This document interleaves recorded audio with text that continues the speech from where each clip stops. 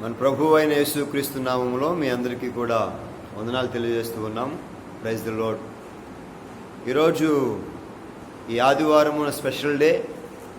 మరి కోవిడ్-19 వల్ల అందరూ ఎవరి వేళల్లో వాళ్ళే ఉంటున్నారు కనుక గవర్నమెంట్ రూల్స్ అండ్ రెగ్యులేషన్స్ని మనందరం కూడా పాటిస్తున్నాం కనుక కొద్ది నిమిషాలు ఈ యొక్క లైవ్ ప్రోగ్రాం అలాగే మందిరంలో జరుగుతూ ఉన్న ఈ యొక్క వాక్యాన్ని అందరూ కూడా శ్రద్ధగా వినాలని ఆశపడుతూ ఉన్నాం. బైబిల్ గ్రంథంలో చాలా ప్రాముఖ్యమైన విషయాలు రాశారు.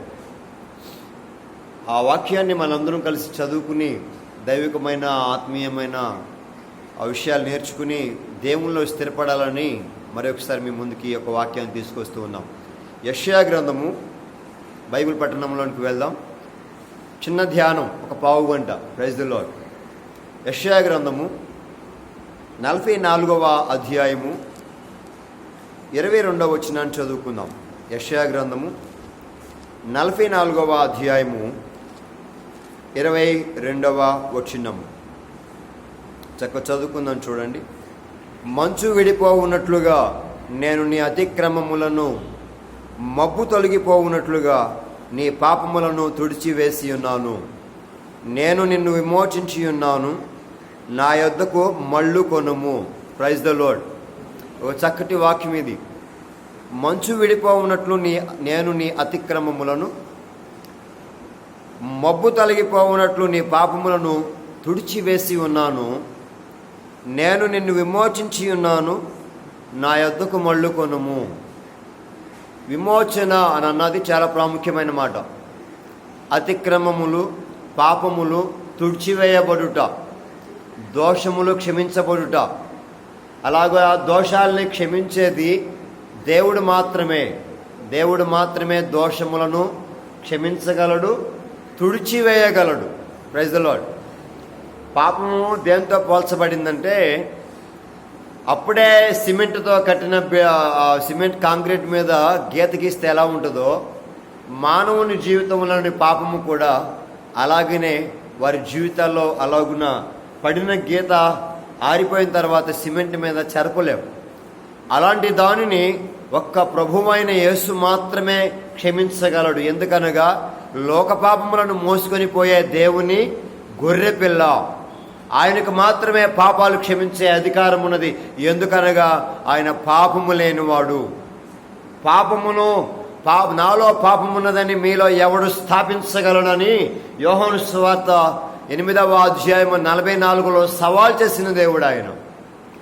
వ్యభిచారములో పట్టబడిన స్త్రీని పాపము క్షమించి ఉన్నాను, ఇక మీదట పాపము చేయకుమునని ఖండితముగా చెప్పి క్షమించడానికి అర్హుడైన దేవుడు, ప్రపంచాన్ని ఏలుబడి చేయుచున్న చక్రవర్తి యేసు ప్రభు మాత్రమే. అందుకే పక్షవాయువు కలిగిన వారిని చూచి ఆయన మాట చెప్తూ ఉన్నాడు, ఇదిగో నీ పాపములు క్షమించబడి ఉన్నవి, నీవు లేచి నీ పరుపు ఎత్తుకొని నడువునన్నాడు. ఇదేంట్రా, దేవుడు మాత్రమే పాపాలు క్షమించేవాడు కదా, ఈయనేంటి పాపాలు క్షమించబడినని చెప్తున్నాడు అనగా, ఆయన పాపాలు క్షమించబడి ఉన్నవని చెప్పుట సులభమా, నీవు లేచి నీ పరుపు ఎత్తుకొని నడువమని చెప్పుట సులభమా అని అంటే వాళ్ళందరూ ఆశ్చర్యపోయారు. నీవు లేచి నీ పరుపు ఎత్తుకుని నడువని అన్నాడు. ఎన్ని సంవత్సరాలు? దాదాపుగా 38 సంవత్సరాలుగా ఉన్న పక్షవాయువుని లేపి నడవమని చెప్పిన గొప్ప దేవుడు ఆయన. ఆలోచన చేయాలి ఇక్కడ అందరూ కూడా. పాపాలు క్షమించుట దేవునికి మాత్రమే సాధ్యము. ఆ దేవుడు ప్రభువైన యేసు. ఎందుకనగా మన రోగములను, వ్యసనములను, పాపములను ఆయన శిలువమాని మీద భరించి సర్వమాముల పాపం యొక్క బానిసత్వం నుండి విడిపించిన గొప్ప దేవుడు. అందుకే ఆయన అంటున్నాడు, మంచు విడిపోవునట్లుగా నేను నీ అతిక్రమములను, మబ్బు తొలగిపోవునట్లుగా నీ పాపములను తుడిచివేసి ఉన్నాను. నేను నిన్ను విమోచించి ఉన్నాను, నా యొద్దకు మళ్ళు కొనుము. పాపాలు క్షమించిన గొప్ప దేవుని దగ్గరికి వచ్చాం కనుక పాపము యొక్క బానిసత్వముల మానవుడు ఇక ఉండవలసిన అవసరము లేదు. ఎందుకనగా ఇక మనమందరము కూడా దేవుని ప్రజలముగా మార్పు చెందుతూ ఉన్నాం. అందుకే ఆయన అన్నాడు, నేను నిన్ను విమోచించి ఉన్నాను కనుక నా యొద్దకు మళ్ళు కొనుము అని అన్నాడు. దేవుని యొద్దకు రమ్మని చెప్తూ ఉన్నాడు. Praise the Lord. ప్రపంచమంతా ఈ రోజున దేవుని యొద్దకు వచ్చి ఆయన పాపాలు క్షమించేవాడనని ఈ రోజున వారి పాపమునకు శుద్ధీకరణ చేసి ఆయన రక్తము చేత ప్రతి పాపమును కడుగుకొని ఆయన ప్రజలుగా మార్పు చెందుతూ ఉన్నారు. యోహాను సువార్త 1:12 చెప్పబడినట్లుగా ఎందరూ ఆయనను అంగీకరించారో అనగా ఆయన నామమును ఎంతమంది విశ్వాసం ఉంచారో వారందరికీ దేవుని పిల్లలగుటకు అధికారము అనుగ్రహించి ఉన్నాను అని అన్నాడు. Praise the lord.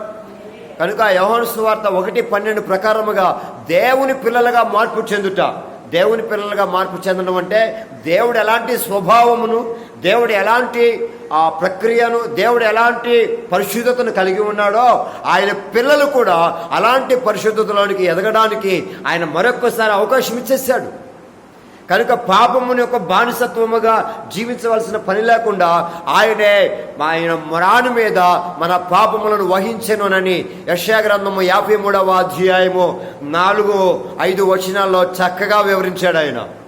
ఆయన మన అతిక్రమమును బట్టి గాయపరచబడిను, ఆయన మన పాపములను ఆయన మీద వేసుకొనెను, ఆయన పొందిన దెబ్బల చేత మనకు స్వస్థత కలుగుచూ ఉన్నది. Praise the Lord. ఎంత క్షుణ్ణంగా ఇచ్చేసాడో. కనుక ఆయన క్షమించుచున్నాడు కనుక ఆయన పిల్లలుగా మార్పు చెందాలి. ఎందుకనగా ఆయన యందు విశ్వాసం ఉంచిన వారందరినీ ఆయన కాపాడుచూ ఉన్నాడు. Praise the Lord. ఎందుకు ఆయన ప్రజలుగా మార్పు చెందాలి? ఎందుకు ఆయన పిల్లలుగా మారాలి? ఎందుకు ఆయన ప్రజలుగా మనమందరం అంగీకరించాలి? ఎందుకు దేవుని నమ్ముకోవాలంటే భూమి ఆకాశాల సృష్టికర్త ఆయనే. భూమ్యామును, ఈ సర్వ సృష్టిని, ఈ శూన్యములో, ఈ భూగోళమును నడిపించేవాడు ఆయన. కనుక ఆయన నుండి విశ్వాసం ఉంచితే ఆయన విశ్వాసులను కాపాడువాడు. చదువుకుందాం లేఖనములో నుంచి అందరం కలిసి ఆ వాటను చదువుకుందాం. చూడండి 31వ కీర్తన, అందరం చదువుదాం ఆ మాటని. 31వ కీర్తన 23వ వచనాన్ని చదువుకుందాం. 31వ కీర్తన 23వ వచనం చదవండి ఆ మాట. యెహోవా భక్తులారా మీరందరూ ఆయనను ప్రేమించుడి, యెహోవా విశ్వాసులను కాపాడును. Praise the lord. యెహోవా భక్తులారా మీరందరూ ఆయన్ని ప్రేమించండి, యెహోవా విశ్వాసులను కాపాడును. ఎందుకు భయం? దేనికి భయం? కరోనానా, ఎబోలానా, HIV ఎయిడ్సా, లేకపోతే సార్సా, మెర్సా, ఏ వైరస్ పేరు చెప్పారో చెప్పండి. ఆ వైరస్ బారి నుండి కాపాడగలిగిన సర్వశక్తి గల దేవుడు ఆయన అంటున్నాడు, యెహోవా విశ్వాసులను కాపాడువాడు. గుర్తించాలి. ఎందుకు దేవుణ్ణి నమ్ముకోవాలి? ఎందుకు దేవుని దగ్గరికి రావాలి? మొదటిగా ఆయన అతిక్రమములను తొలగించువాడు, పాపములను క్షమించువాడు, వాటిని తుడిచివేసే దేవుడు. వాటి పేరు పాపము యొక్క భారము మన మీద లేకోకుండా చేసే దేవుడు. ప్రయాసపడి భారము మోయిచున్న సమస్త జనులారా నా యొద్దకు రండి, నేను నీకు విశ్రాంతిని కలుగజేస్తాను. పాపము చాలా భారం. అది మనల్ని విచ్చలవిడిగా నడిపించి మన మీదకి భారం మోపేది. దాని నుండి విడిపించుటే కాదు, ఆయన యందు విశ్వాసం ఉంచుట ద్వారా యెహోవా విశ్వాసులను కాపాడుచూ ఉన్నాడు. యెహోవా భక్తులారా మీరందరూ ఆయనను ప్రేమించండి. Just love the lord and he will keep you. కదా, జస్ట్ లవ్ ద లార్డ్. దేవుణ్ణి ప్రేమించండి చాలు, ఆయన మనలను కాపాడువాడు. గుర్తుపెట్టుకోండి అందరూ కూడా. మొదటి మాట, ఒకటి, ఆయన పాపముల నుండి నిన్ను విడిపించడానికి భూమి మీదకి పరిశుద్ధుడిగా ఏతించిన దైవ కుమారుడు, దేవాతి దేవుడు. ఆయన తప్ప పాపములను క్షమించువాడు ఈ లోకములో ఎవరునూ లేరు. నెంబర్ 1. ఎందుకనగా ఆయన రక్తము పాపముల నుండి మనల్ని విమోచించుచూ ఉన్నది. ఎడ్ల రక్తము, కోడెల రక్తము, గొర్రెల రక్తము, మేకల రక్తము మానవుల పాపములను తీసివేయలేదు. 9:12 హెబ్రీ పత్రిక. కనుక ఆ 9:10 వచనంలో చాలా క్లియర్గా రాశాడన్నమాట. ఎడ్ల రక్తము, మేకల రక్తము, గొర్రెల రక్తము మానవుల పాపములను తీసివేయలేదు. చదువుకుందాం మరొకసారి. మీరు కూడా ఆ మాటను చదివితే బాగుంటుంది. Praise the Lord. హల్లెలూయా. హెబ్రీ పత్రిక 12వ వచనం, 9వ అధ్యాయం 12వ వచనం. మేకల యొక్కయో కోడెల యొక్కయు రక్తము కాక తన రక్తముతో ఒక్కసారి పరిశుద్ధ స్థలములో ప్రవేశించెను. 22వ వచనం. ఆ ప్రకారము సమస్త వస్తువులను రక్తము చేత శుద్ధి చేయబడుననియు రక్తము చిందించకుండా పాప క్షమాపణ కలుగుదని సామాన్యముగా చెప్పవచ్చును. Praise the Lord. కనుక అలాగే 10వ అధ్యాయము 4వ వచనం. ఏలయనగా ఎడ్ల యొక్కయు మేకల యొక్కయు రక్తము పాపములను తీసివేయుట అసాధ్యము. 10వ వచనం 10:10. యేసుక్రీస్తు శరీరము ఒక్కసారి అర్పింపబడుట చేత ఆ చిత్తమును బట్టి మనము పరిశుద్ధపరచబడుచూ ఉన్నాము. హల్లెలూయా. ఈ వాక్యాలన్నీ కూడా ఆయన రక్తము ద్వారా పాప క్షమాపణ. రెండవది, ఆయన నమ్ముట ద్వారా ఆయన విశ్వాసులను కాపాడుచూ ఉన్నాడు. Praise the Lord. ఏం చేస్తున్నాడు ఆయన? ఆయన విశ్వాసులను కాపాడుచూ ఉన్నాడు. రెండవది, యేసయ్య భక్తులను కాపాడువాడు. 2వ అధ్యాయము సామెతల గ్రంథము 8వ వచనం చదువుకుందాం. సామెతల గ్రంథము 2వ అధ్యాయము 8వ వచనం చదవండి ఒకసారి అందరూ కలిసి. Praise the Lord. సామెతల గ్రంథము 2వ అధ్యాయం 8వ వచనం.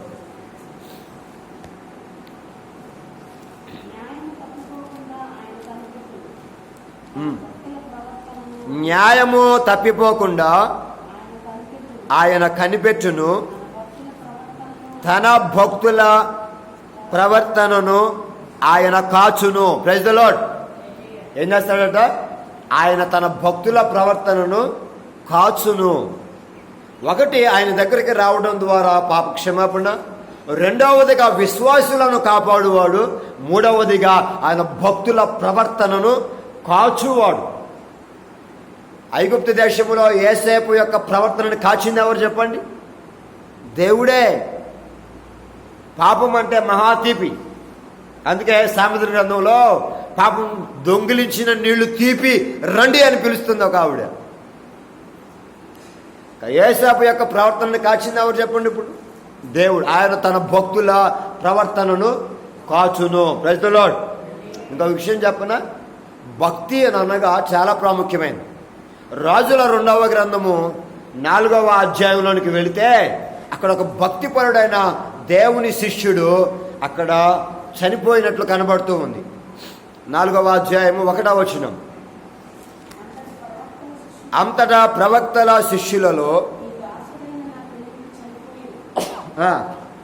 నీ దాసుడైన నా పెనిమిటి చనిపోయాను, అతడు యెహోవా యందు భక్తి గలవాడై ఉండెనని నీకు తెలియను. Praise the lord. యెహోవా యందు అతడు భక్తి గలవాడట. జాగ్రత్తగా గమనించిన మాట. అతడు చనిపోయాను, ఇప్పుడు అప్పులవాడు వచ్చి నా 2 కుమారులు తనకు బానిసలుగా దాసులుగా ఉండినట్లు నా పిల్లలను కూడా తీసుకెళ్ళిపోతున్నాడయ్యా. నాకేం చేయాలో అర్థం కావట్లేదు. మా కుటుంబం ఏమో భక్తి కలిగింది, నా భర్త ఏమో భక్తి కలిగిన వాడు, అతడు చనిపోయాడు, కొన్ని అప్పులు ఉండిపోయాయి. ఈ అప్పులు తీర్చడం నా వల్ల కావట్లా.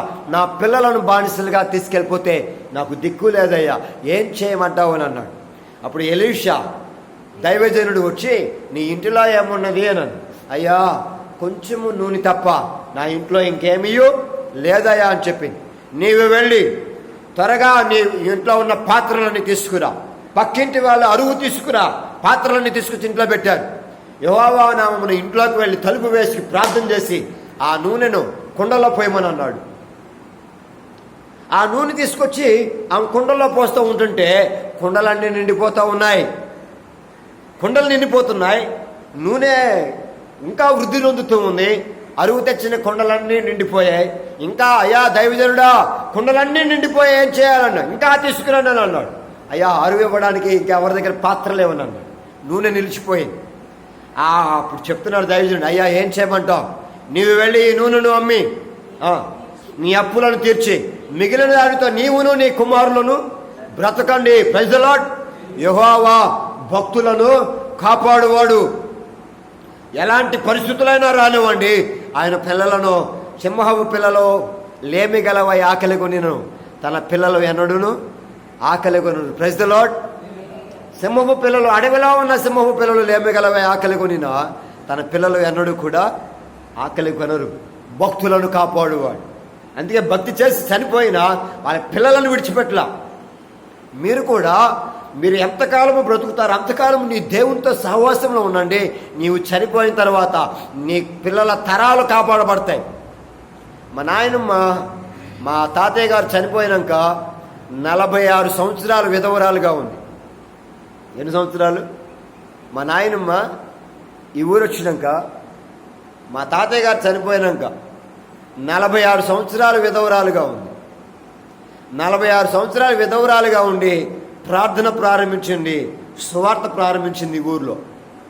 నెమ్మదిగా 2-3 స్త్రీలు చేర్చడం వారు ప్రారంభమయ్యారు. మీ అందరికీ తెలుసు, ఆ ఉన్నప్పుడు ఉన్నవాళ్ళు ఉన్నారు. అలాగే సేవ ప్రారంభించి తన తొలిచూలు కుమారుణ్ణి, మొదటి జ్యేష్ఠ కుమారుణ్ణి దేవుని సేవకు సమర్పించేసింది. ఆమె చనిపోయింది. దాదాపుగా 80 సంవత్సరాలు దాటిన తర్వాత చనిపోయింది. ఆమె చనిపోయిన తర్వాత ఆయన కుమారులు ఇంకా తృప్తిగా పోషింపబడతానే ఉన్నారు. వారి మనవరాళ్ళు గొప్ప గొప్ప ఉద్యోగాలు చేసుకుంటా బ్రతుకుతానే ఉన్నారు. వారి కుటుంబము విడిచిపెట్టబడలా. అలాగే ఆమె వచ్చి చెప్పిన సువార్త ద్వారా విని రక్షింపబడిన వారందరూ కూడా ఇంకా పోషింపబడతానే ఉన్నారు. హల్లెలూయా! ఎంత గొప్ప దేవుడు ఆయన! అద్భుతం కాదు? యెహోవా భక్తులను కాపాడువాడు. Praise the lord. కనుక ఈ విషయాలు మర్చిపోకండి.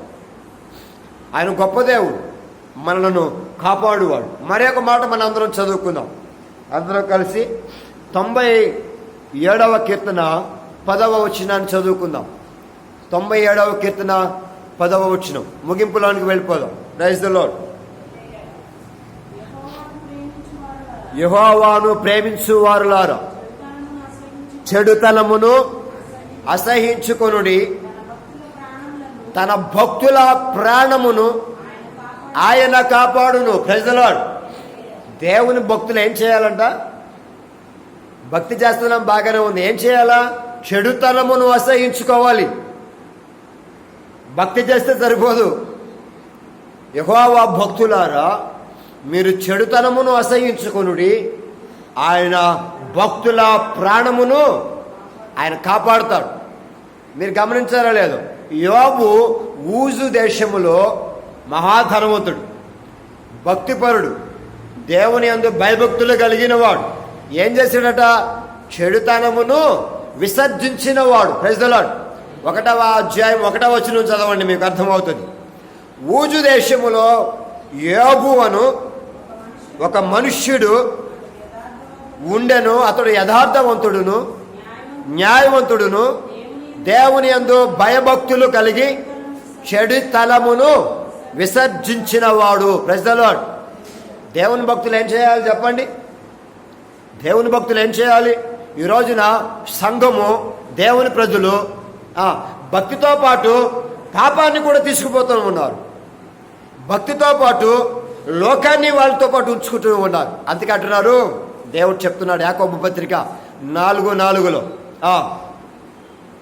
వ్యభిచారుణులారా, ఈ లోక స్నేహము దేవునితో వైరమని మీరు ఎరుగరా? ఎవడు ఈ లోకముతో స్నేహము చేయగోరునో వాడు దేవునికి శత్రువు. Praise the lord. కనుక ఏం చేయొద్దంటున్నాడు? ఈ లోకముతో స్నేహములో ఉండవద్దు అని అంటున్నాడు. భక్తిలో, భయముతో కూడిన భక్తితో మీరు జీవించినంత కాలము మీ ప్రాణములు కాపాడబడతాయి. హల్లెలూయా! ఎంత చక్కగా రాశాడు.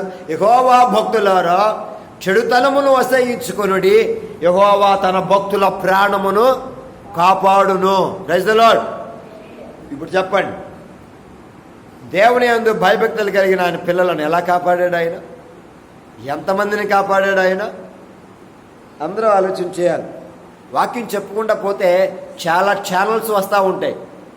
ఇక్కడ మనం చాలా క్షుణ్ణంగా అర్థం చేసుకోవాల్సిన విషయం ఏమిటంటే, దేవునిలో భక్తి చేస్తున్నామన్నావు అంటున్నావు కదా, చెడుతనమును అసహించుకున్నావా లేదా? యెహోవా యందు భయభక్తులు కలిగి యోబు చెడుతనమును విసర్జించెను. తన పిల్లలేమైనా పాపం చేశారేమోనని అరుణోదయములో సూర్యుడి ఉదయించే ముందే అతడు లేచి వాళ్ళ పిల్లల కొరకు ప్రార్థన చేసి బలులను అర్పించిన గొప్ప భక్తుడు. చెడుతనమును అసహించుకొనినవాడు. Be still like him, still stand like him అనమాట. ఆయనకిలాగా నిలిచి ఉండాలి భక్తి అంటే. కనుక ఆలోచన చేయండి అందరూ కూడా. నీ కన్ను చెడినదైతే దాన్ని పెరిగి పారవై, 2 కన్నులు కలిగి అగ్నిగుండంలో పడే కంటే ఒక కన్ను కలిగి దేవుని రాజ్యంలో ప్రవేశించుట నీకు మేలు కదా. మత్తయి సువార్త 6వ అధ్యాయంలో ఎంతో క్షుణ్ణంగా రాశారు. నీ చెయ్యి నిన్ను అభ్యంతరపరిచిన ఎడల దానిని నరికి పారేయ్.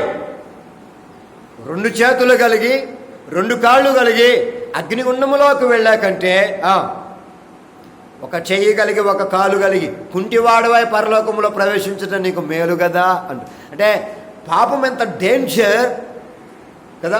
పాపం ఎంత డేంజరో ఆయన చెప్తున్నాడు. కన్ను అంటే పీకేసుకో, చెయ్యి నరికేసుకో అని అంటే నిజంగా కత్తి పట్టుకుని నరుకోమంటలా, అంత సీరియస్గా తీసుకో. దేవుని యొక్క సన్నిధులు నివసించే భక్తులు పాపం విషయంలో అంత జాగ్రత్తగా ఉండాలి. కన్ను అవసరమైతే కన్ను గుడ్డును పీకేసే అంత సీరియస్గా తీసుకోవాలి పాపం విషయంలో అంటున్నాడు ఆయన. గమనించండి అందరూ కూడా. కనుక యెహోవా భక్తుల ప్రాణమును కాపాడుతూ ఉన్నాడు. భక్తులారా, మీరు చెడుతనమును అసహించుకోనండి అని చెప్తున్నాడు ఆయన. యోబు చెడుతనమును అసహించుకున్నాడు. సామెతల గ్రంథంలో ఇదే మాట గురించి రాస్తాడు. సామెతల గ్రంథము అందరు తీసి ఆ మాట చదవండి. సామెతల గ్రంథము ఎంత చక్కగా ఉంటుందో ఆ మాట. 8వ అధ్యాయము 13వ వచనం. సామెతల గ్రంథము, యెహోవా యందు భయభక్తులు కలిగి ఉండుట చెడుతనమును అసహించుకొనుటయే. ఎవరికైనా దేవుని యందు భయము భక్తి ఉందేనంటే మొదట వాడు చెడుతనమును అసహించుకోవాలి. అది చేయండి ఫస్ట్. 2వది మాట చదువుకుందాం. 9వ అధ్యాయము 10వ వచనం. యెహోవా యందు భయభక్తులు కలిగి ఉండుటయే జ్ఞానమునకు మూలము, పరిశుద్ధ దేవుని గూర్చిన తెలివే వివేచనముకు ఆధారము. కనుక చెడుతనమును అసహించుకొనుట యెహోవా యందు భయభక్తులు కలిగి ఉండుటయే. కనుక జాగ్రత్తగా ఉండండి. లోక స్నేహము డేంజర్, జాగ్రత్తగా ఉండాలని. ఏ మాట చదువుకున్నాం మనం ఇక్కడ? ఏ మాట చదువుకున్నాం? యెహోవా తన భక్తుల ప్రవర్తనను కాచును, యెహోవా తన భక్తుల ప్రాణమును కాపాడు, యెహోవా తన యందు భయభక్తులు గలవారిని విశ్వాసులను కాపాడును. అబ్బా, ఏ మాటలవి! కనుక మొదటిగా పాపములు క్షమించబడాలి. 2వదిగా ఆయన ప్రజగా మార్చబడాలి. 3వదిగా ఆయన అంటున్నాడు, ఆయన ప్రజలుగా బ్రతికే నీవు చెడుతనమును అసహించుకుంటూ ఉంటే ఆయన విశ్వాసులను కాపాడుతాడు. ఆయన యందు భయభక్తులు గల వారి ప్రాణమును కాపాడుతాడు. ఆయన వారి ప్రవర్తనను కాచుకుంటాడు ఆయన. హల్లెలూయా. కనుక బైబిల్ గ్రంథంలో మీరు ఎవరినైనా చూడండి, నోవాహు నివసించే కాలములో ప్రజలందరూ ఎలా ఉన్నారని రాశారు. చదవండి. 6వ అధ్యాయం అందరూ తీర్చి ఆ మాట చదవండి. ఆది కాండము 6వ అధ్యాయం 5వ వచనాన్ని చదువుకుందాం. నరుల చెడుతనము భూమి మీద గొప్పదనియు వారి హృదయం యొక్క తలంపుల ఊహంతయు కేవలము ఎల్లప్పుడూ చెడ్డదని యెహోవా చూచాడు. చెడుతనమట గొప్పదంట వాళ్ళ చెడుతనం. అందుకే యోబు చెడుతనమును ఏం చేశాడు? విసర్జించాడు, అసహించుకున్నాడు. ఇక్కడ గమనించండి అందరూ. నరుల చెడుతనము భూమి మీద గొప్పది, హృదయం యొక్క తలంపులు ఊహ ఆలోచనలు చెడ్డవంట. ఇంకో మాట తెలుసా మీకు? మేకా గ్రంథం 2వ అధ్యాయం 1వ వచనం ఏం రాశాడు తెలుసా? మేకా గ్రంథం 2వ అధ్యాయం 1లో మంచముల మీద పొరుండి ఉండియు పాపమును గురించి ఆలోచన చేయొచ్చు దుష్కార్యములు చేయు వారికి శ్రమ. ఎక్కడ పడుకుని ఏం మాట రాశాడు? మేకా గ్రంథం 2:1 ఉంటుంది ఆ మాట. యోనా, మీకా, నహూము, హబకుకు అక్కడ ఉంటుంది. అది ఏం రాశాడు? మంచముల మీద పరుండి మోసపు క్రియలను యోచించుచు దుష్కార్యములు చేయు వారికి. చూసారా ఏమయ్యారు మనుషులు? రాత్రిపూట మంచాల మీదకి ఎక్కిన దగ్గర నిద్రపోకపోతే చెడుతనం గురించి ఆలోచించుకుంటా ఊహలో ఆనందపడతా పడుకుంటారట. పాపం ఎలా చేయాలో ఆలోచించుకుంటారట వీళ్ళు. మేక అప్పుడే చెప్పి ప్రవచించాడు, ఇజ్రాయేలీయులు అలా చేస్తున్నారని. భక్తులమని, యెహోవా భక్తులమని, యెహోవా ప్రజలమని, భూమి మీద ఏర్పరచబడిన వంశమని, అబ్రహాము, ఇస్సాకు, యాకోబు పిల్లలమని చెప్పుకుంటున్న ఇజ్రాయేలీయులారా, మంచాల మీద పరుండి ఉండి మోసపు క్రియలను యోచించచ్చు దుష్కార్యములు చేయుచున్నారే, మీకు శ్రమ అని అంటున్నాడు ఆయన. పాపం వలన శ్రమ కలుగుతుంది, జాగ్రత్త. అది ఎక్కడికి పోదు, అది ఫాలో అవుతుందని రాశాడు.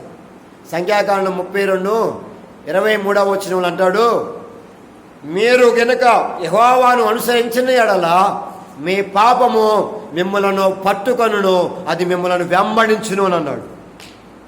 సంఖ్యాకాండం 32:23 చేయని ఎడల, యెహోవాను అనుసరించని ఎడల మీరు పాపము చేసిన వారు అగుదురు కనుక మీ పాపం మిమ్ములను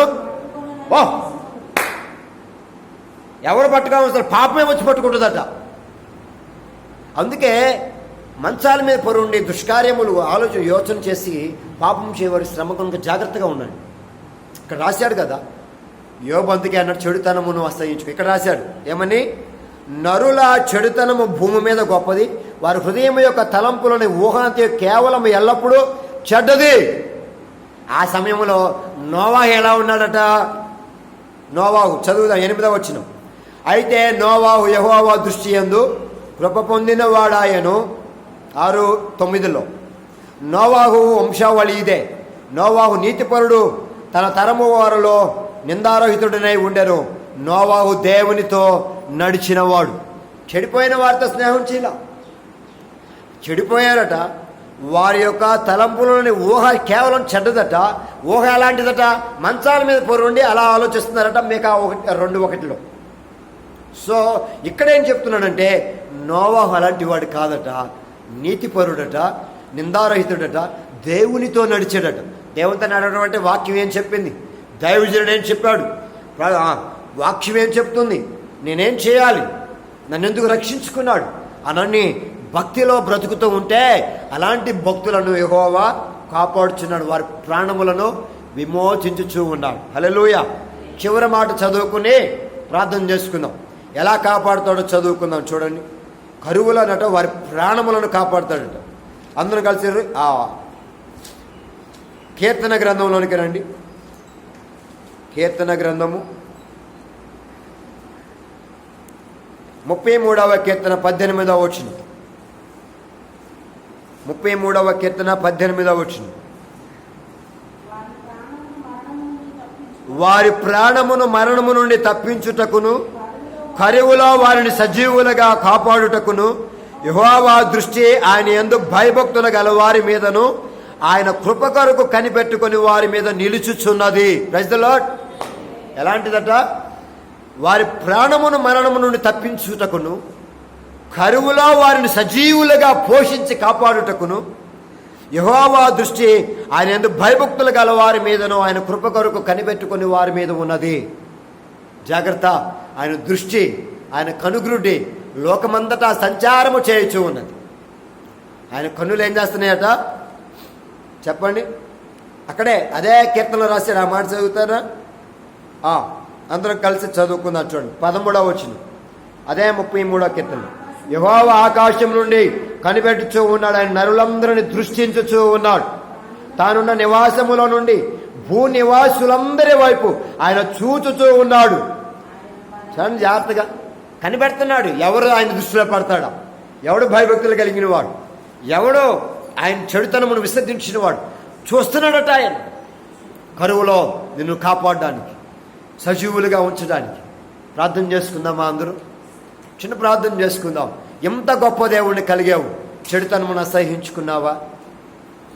ఆయన ముందు భయభక్తులు కలిగి చెడుతనమును విసర్జించినావా? నోవాహు చెడిపోయిన తరములో ఆయన నీతిమంతుడిగా కనబడ్డాడు. ప్రార్థన చేసుకుందాం. మహోన్నతుల జీవాధిపతి, కృప కలిగిన నీ హస్తాల్లోనికి నీ ప్రజలను అప్పగించుకొనుచు ఉన్నా. ఈ వాక్యం వింటున్న ప్రజలందరినీ మీరు కాపాడండి. యెహోవా విశ్వాస